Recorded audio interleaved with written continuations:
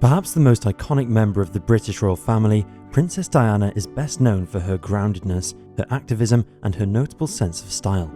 Though she was born into British nobility, she received little attention from the public and the media until her relationship with Charles, Prince of Wales took off in the 1980s.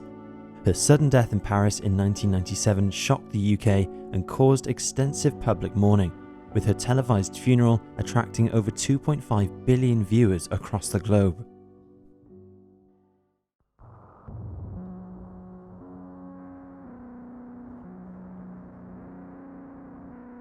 Diana Frances Spencer was born on July 1, 1961 in Norfolk, England, to John Spencer, Viscount Althorp, and his wife, Frances Spencer, Viscountess Althorp. She was one of 5 children born to the couple, who have had close ties to the British royal family for generations.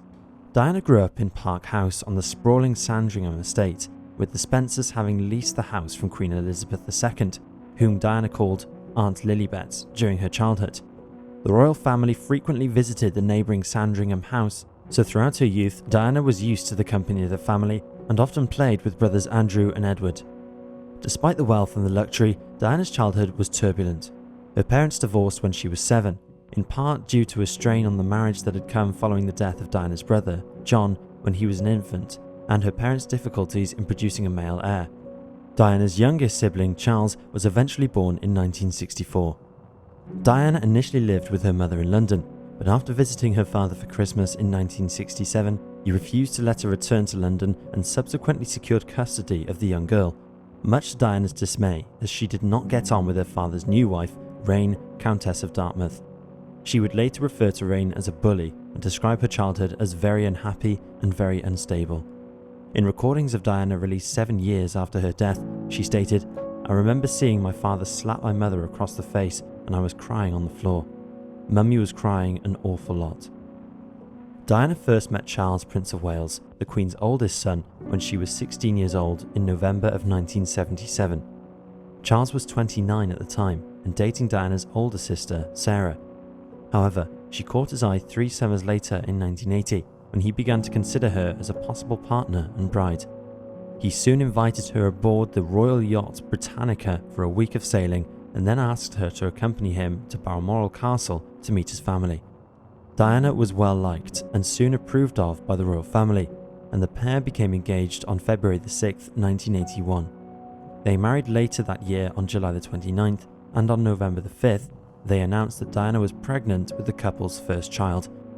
Diana later claimed that her wedding day was anything but a joyous occasion, noting, "I was very, very deathly calm. I felt as though I was a lamb going to slaughter." It wasn't long before Diana's struggles became apparent. Not only had her childhood been tumultuous, but her adulthood was plagued by a myriad of mental health issues and feelings of inadequacy. In January of 1982, 3 months into her pregnancy, she fell down a staircase. Fortunately, the fetus was unharmed, but much later, Diana would confess to having intentionally thrown herself down the stairs because she'd felt so inadequate.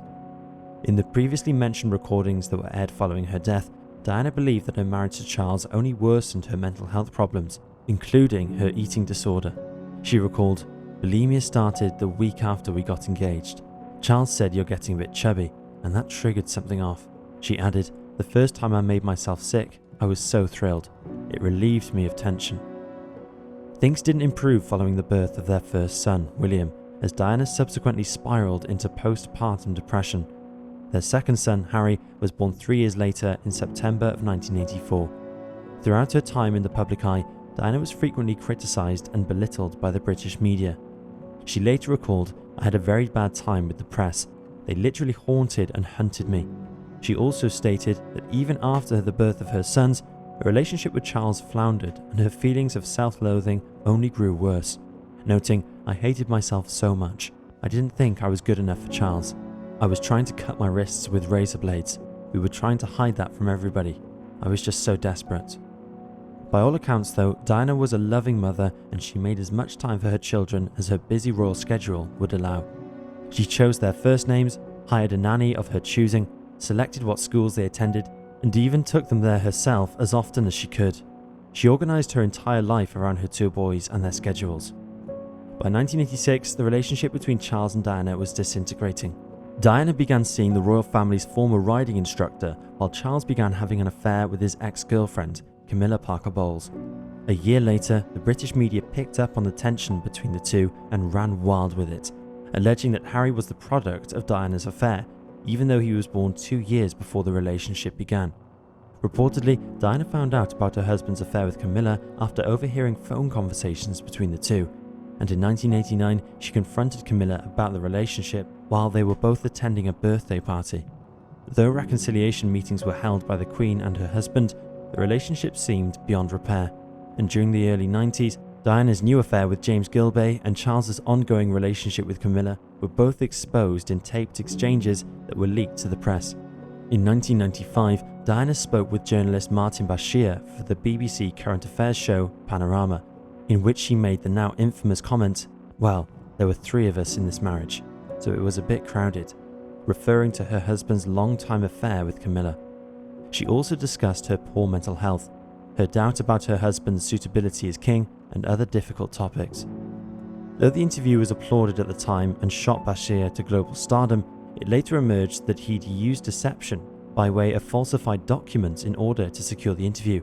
Using forged bank statements, he'd approached Diana's brother, Charles, claiming that the documents showed proof that her former head of security had been receiving money from a tabloid paper, suggesting that he had been spying on the Spencers this entire time. A freelance graphic designer soon emerged to confirm that he had drawn up the bank statements in about 9 hours, after being approached by Bashir. The scandal became nationwide news, and about a month later, the Queen announced that she had requested that Charles and Diana divorce, which they did. The proceeding was finalised on August 28, 1996. Despite her personal difficulties, Diana seemed determined to start afresh following her divorce. Beginning in the mid-1980s, she ramped up her charity efforts. She made regular public appearances at hospitals and schools and was an outspoken advocate for AIDS and leprosy research, taking a deep interest in such serious illnesses. During this time, she also became a prominent figurehead for various establishments, including becoming a patron of the Natural History Museum, president of the Royal Academy of Music, and president of Great Ormond Street Hospital for Children. She was also a supporter of the British Red Cross and worked with the organisation regularly, especially in regard to its anti-personnel landmines campaign. Following her divorce, Diana continued with her charity and advocacy work. She also travelled frequently, visiting New York City, South Africa, Pakistan, and Angola. In July, she celebrated her 36th birthday by attending a gala held in her honour at the Tate Gallery Centenary in London. Shortly afterwards, she took her children on holiday to France, where they spent time with Egyptian billionaire Mohammed Al Fayed and became acquainted with his son, Dodi Fayed. The pair had met over a decade earlier, but this time their relationship was different, as a romance blossomed between them. A friend at the time told Vanity Fair she's living her life as she wants to live it, and she's free of the restrictions that she had before. Certainly in the way she looks, you can see that. She's much happier now. Diana herself echoed similar sentiments when speaking with biographer Andrew Morton in June of that year. "I've learned much over the last years. From now on, I'm going to own myself and be true to myself.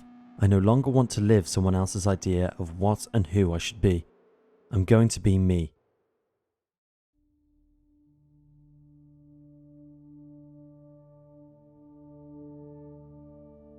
On August 30th, 1997, Diana flew from Sardinia to Le Bourget Airport, just outside Paris, landing at around 3:30 p.m. She was still in the company of Dodi Fayed, having spent the last 9 days with him on his father's yacht, and they had been on their way to London when they'd made the stop in France. Since Dodi's father owned a Hotel Ritz Paris, they decided to spend the night there before continuing their journey. The two were picked up by one of Dodi's drivers, and along with their bodyguards, they drove to his family home in the 16th arrondissement of Paris.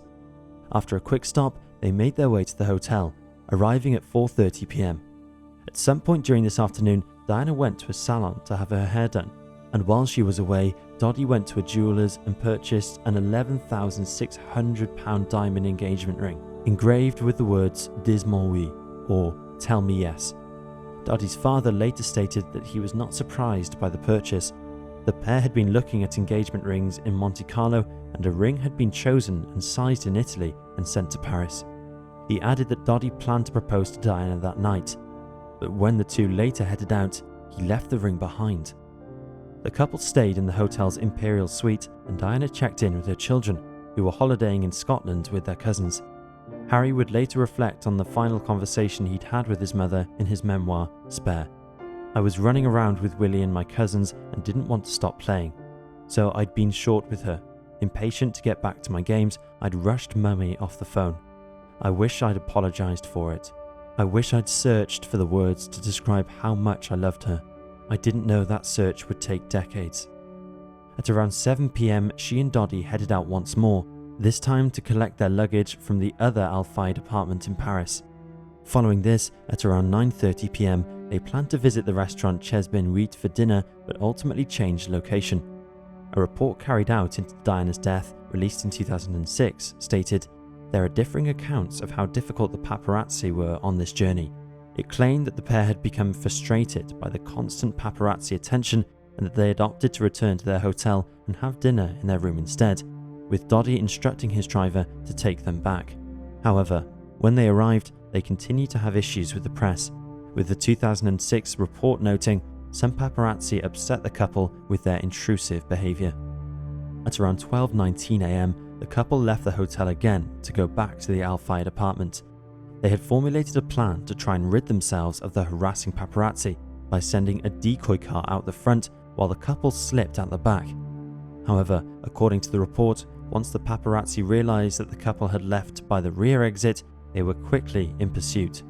Indeed, a small number of the paparazzi had been covering the rear exit in any event. Diana and Dottie were in the back seat of the car, a 1994 armoured Mercedes-Benz S280 saloon, being driven by the deputy head of hotel security, Henri Paul. A fourth individual, Trevor Rhys-Jones, a member of the Fayed family's personal protection team, was in the passenger seat. Though there have been mixed reports over the years, Rhys-Jones is believed to have been the only person inside the car wearing a seatbelt, as per the 2006 investigative report. After leaving the hotel, the four crossed the Place de la Concorde, travelled along the road along the right bank of the River Seine, and journeyed into the Place de Lama underpass. In less than 5 minutes after the car had left the hotel, the driver, Henri Paul, lost control of the vehicle near the entrance of the underpass. He reportedly struck another vehicle before swerving left and crashing into one of the supporting pillars. He had been driving at over double the speed limit of the tunnel at 65 miles per hour, with the speed limit being set at 31 miles per hour. After colliding with the pillar, the car spun and hit the wall of the tunnel backwards before finally coming to a stop. The incident left the Mercedes a nightmarish wreck, with the front of the car taking the brunt of the damage. Witnesses reported that paparazzi on motorcycles had swarmed the Mercedes sedan before it entered the tunnel. Some paparazzi who arrived on the scene shortly afterwards attempted to help Diana and the other passengers, but many stood by and took photos. Around 7 photographers were later arrested and their film rolls were confiscated. Police arrived approximately 10 minutes after the crash, with an ambulance arriving another 5 minutes later. Rhys-Jones had suffered facial injuries and a head contusion but was conscious. Dottie was pronounced dead shortly after medics arrived on the scene, as was Paul. A later toxicology report revealed that Paul had been drunk at the time of the accident, with his blood containing 4 times the legal limit. Diana, meanwhile, was critically injured but conscious, with it being observed that the impact seemed to affect the right side of her body, suggesting she was sitting sideways in her seat at the time of the crash. Her ribs and arms were fractured, her right collarbone dislocated, and she'd sustained swelling and bruising to the brain. A doctor who'd witnessed the crash and rushed to the scene recalled that he saw 4 people, 2 of them were apparently dead, no reaction, no breathing, and the 2 others, on the right side, were living but in severe condition. The front passenger was screaming, he was breathing, he could wait a few minutes, and the female passenger, the young lady, was on her knees on the floor of the Mercedes. She had her head down, she had difficulty to breathe, she needed quick assistance. Diana was reportedly distraught at the crash site and ripped out an IV drip she'd been given while thrashing her arms around and shouting incoherently. She had to be restrained and sedated before she could be properly pulled from the vehicle and treated. She was finally extracted from the wreckage at around 1 a.m, and though she went into cardiac arrest, resuscitation efforts saw her heart start beating again. She left the scene in an ambulance around 41 minutes later and arrived at the hospital at 2:06 a.m. She died at 3 a.m. Though doctors had attempted to revive her, it was discovered that during the crash, her heart had been forced out of place, tearing the upper left pulmonary vein and the pericardium. Her family were told later that morning, shortly before the news was announced at 6 a.m. Many family members, including Diana's brother Charles, blamed the paparazzi for her death, but an 18-month investigation by French officials determined that the driver was at fault, as he had driven too fast and lost control of the vehicle while intoxicated. Following a 4-year investigation by the British authorities named Operation Paget in 2008, a jury returned the verdict that Diana had been unlawfully killed by the grossly negligent driving of the following vehicles, the paparazzi, and of the Mercedes driver Henri Paul. Her children, Harry and William, agreed with the verdicts and were hugely grateful for the jury's finding, though Harry later revealed in his memoir that the brothers had planned to ask that the investigation be reopened, but were dissuaded from doing so. He wrote, "Even if the man had been drinking, even if he had been drunk, he wouldn't have had any problem driving through such a short tunnel." Harry also asked in his memoir why the paparazzi got off so lightly, since although several were apprehended, they were never charged. Dodi's father, Mohammed Al-Fayed, also agreed to accept the verdict that the jury returned in 2008. For a decade, he believed that the pair had been murdered in a scheme carried out by MI6 on behalf of the royal family. He was not the only one to toot such a conspiracy theory, and over the last few decades since Diana's passing, there have been many conspiratorial whisperings surrounding it. Upon learning of Diana's death, the British public went into a state of mourning. Notably, her demise also had a wider social impact. In the month following her passing, the suicide rate in England and Wales rose by 17%, while self-harm rose by over 44%. Many of the people struggling with these issues were women similar to Diana, with the rate of suicide in women between the ages of 25 and 44 rising by over 45%. Women more than men tended to empathise with Diana's struggles in life and/or related to her on some level. Researchers found that her charitable endeavours and ability to identify with ordinary people were some of the main factors which led the public to admire, respect, and ultimately mourn her. It wasn't all bad though.